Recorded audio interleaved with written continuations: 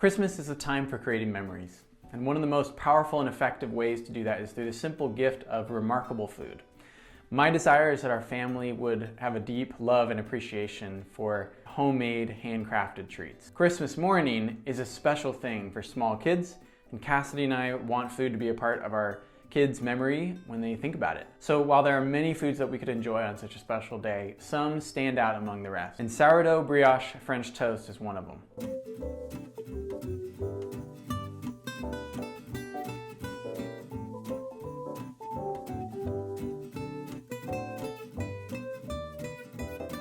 Hey everyone, welcome back to the channel. If you're new here, I'm Taylor, and like many from-home workers, I have been making sourdough bakes ever since the earliest days of the 2020 coronavirus pandemic.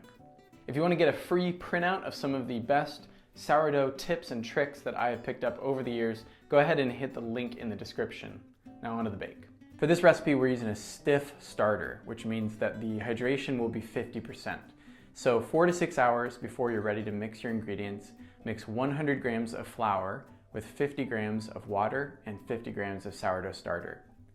Because the starter is really dry, it will take a little bit longer for the yeast to work its way all the way through and become fully active.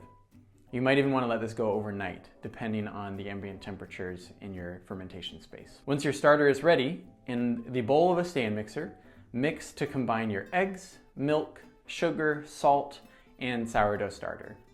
Then, using either the paddle attachment for your stand mixer or a wooden spoon or spatula, mix in the flour, and once there are no more flour pockets, cover the bowl and allow the dough to rest and hydrate. This should take between 30 and 60 minutes.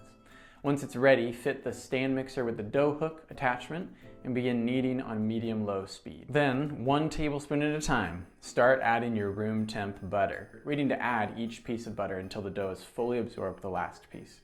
The butter in this recipe is 50% by weight of the flour, which means that this part of the process is going to take some time. Be patient with it, allow the flour to absorb the fat slowly and on its own time. Once all the butter has been absorbed, increase the speed of the dough hook to medium and knead for between 8 to 10 minutes. Your dough should be able to pass the window pane test before bulk fermenting. So take a small piece of the dough, stretch it between your fingers. If it breaks apart easily, keep kneading. If it stretches and you can just start to see light coming through the other side, it means that the gluten strands have developed enough to achieve the structure that you're looking for. Next, you can shape your dough into a ball, place it back in the bowl, and cover it for even rising. Because of the high fat content in the dough, this might take a little bit longer than you're used to. Be patient, give it plenty of time. You can always pause fermentation by putting it in the fridge. This can be a good option, for example, if you need to go to bed, but don't want to leave the dough out overnight for risk of overproofing. Then you just take it back out of the fridge and resume bulk fermenting. You're looking for the dough to have roughly doubled in size. Once it's doubled, you can empty your dough out onto a clean workspace, and then using a knife or a bench scraper, divide up the dough into 6 equal-sized pieces.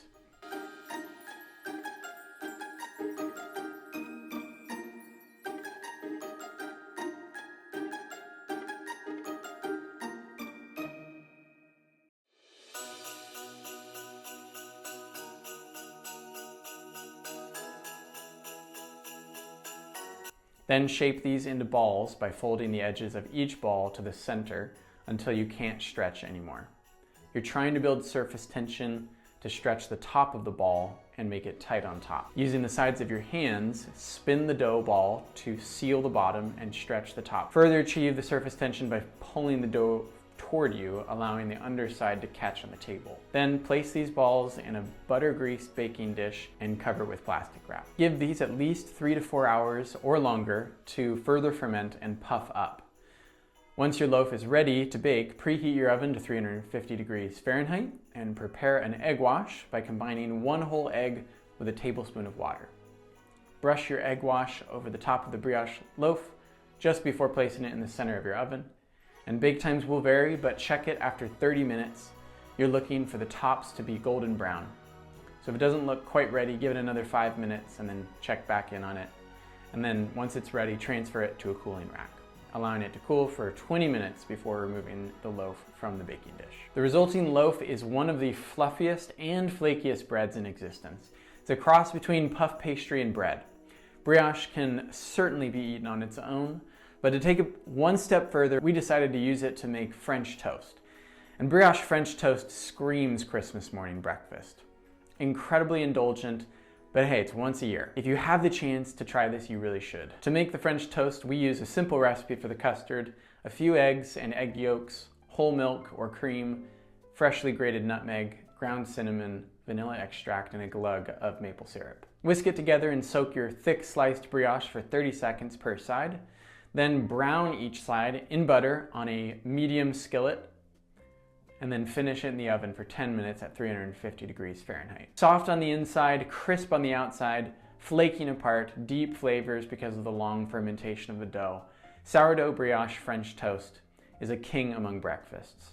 Perfect for Christmas morning. Let us know what you think about this one in the comments, and make sure to check out our free sourdough tips and tricks download in the description, and subscribe to the channel so that you don't miss any of the other amazing bakes that we've got coming up in our 12 days of sourdough this Christmas season. Merry Christmas.